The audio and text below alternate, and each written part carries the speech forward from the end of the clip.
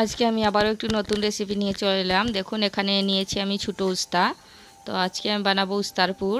তো আমি এগুলোকে আগে কেটে বের করে দিব। আমি আগার গুঁড়িগুলো কেটে দিয়েছি উস্তাগুলোর, দেখুন।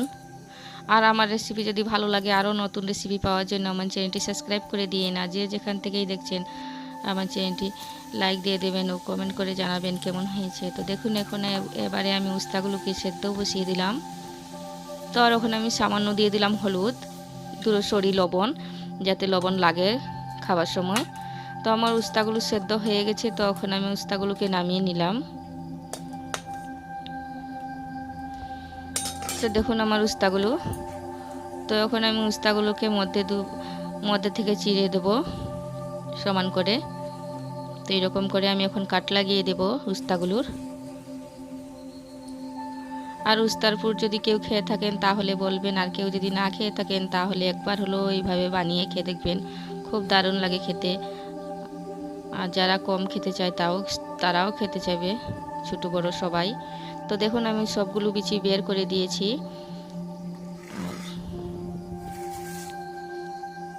এখন আমি পাটার মধ্যে বিচিগুলোকে বেটে দেব। আর আমি এখানে নিয়ে নিয়েছি সামান্য আদা।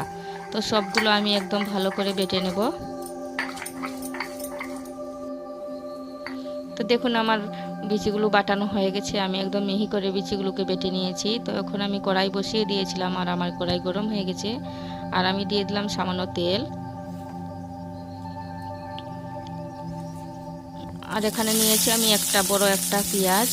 তো পেঁয়াজগুলোকে আমি কুচিয়ে নিয়েছি। আর এখন আমি পেঁয়াজগুলোকে লাল লাল করে ভেজে নেব। তো দেখুন আমার পেঁয়াজগুলো মোটামুটি বাদামি কালারের হয়ে গেছে। তো এখানে আমি দিয়ে দিলাম সামান্য হলুদ। তো যেহেতু আমার পেঁয়াজ এখানে কম আছে, তো আমি সবগুলো মশলা একটু কমিয়ে দেবো। আর দিয়ে দিলাম সামান্য জিরা। আর দিয়ে দিলাম মরিচ। একটু মরিচটা আমি বেশি দিয়েছি যাতে ঝাল লাগে খাবার সময়। তো আর দিয়ে দিলাম সামান্য ধনিয়া। আর দিয়ে দিলাম আমি উস্তার বেটে রাখা বিচিগুলো। তো দিয়ে আমি সবগুলোকে একটু কষিয়ে নেবো ভালো করে।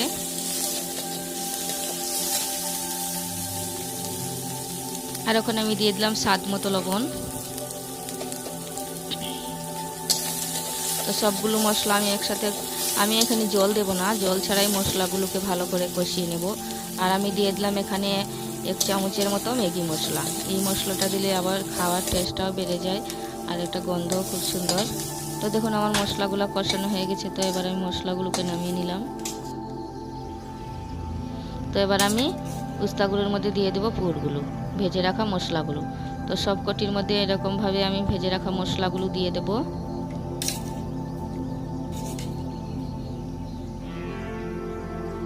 তো দেখুন এরকম করে আমি সবগুলো মধ্যে মশলা দিয়ে দিলাম, কি সুন্দরভাবে দেখুন।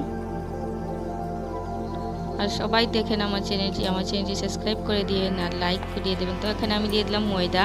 তো এখানে আমি বড় টেবিল চামচের 2 চামচ দিয়ে দিলাম ময়দা। আর দিয়ে দিলাম স্বাদ মতো লবণ। আর দিয়ে দিলাম সুজি। তো আমি সুজি দিয়েছি। তো আমার কাছে চাল গুঁড়া ছিল না, আর আমি আগে চালও ভিজাইনি। তো আপনারা যদি চান তাহলে চালও গুঁড়া দিতে পারেন। তো এখানে দিয়ে দিলাম আমি সামান্য হলুদ আর মরিচ গুঁড়ো রঙের জন্য। তো দেখুন আমি হালকা হালকা করে এগুলোকে সবটি ঘুলে নেব ভালো করে। বেশি পাতলা করব না, সামান্য মোটাই রাখবো এরকমভাবে। দেখুন আমার ময়দা গুলানো হয়ে গেছে। তো এবার আমি উস্তাগুলোকে তার মধ্যে ডুবিয়ে দেব। আর সুজি দিলাম কারণ খেতে যাতে একটু মুচমুচে হয়। তো এবার আমি তেল বসিয়ে দিয়েছিলাম, আর আমার তেলও গরম হয়ে গেছে। তো আমি একটা পুরগুলোকে ভেজে নেব।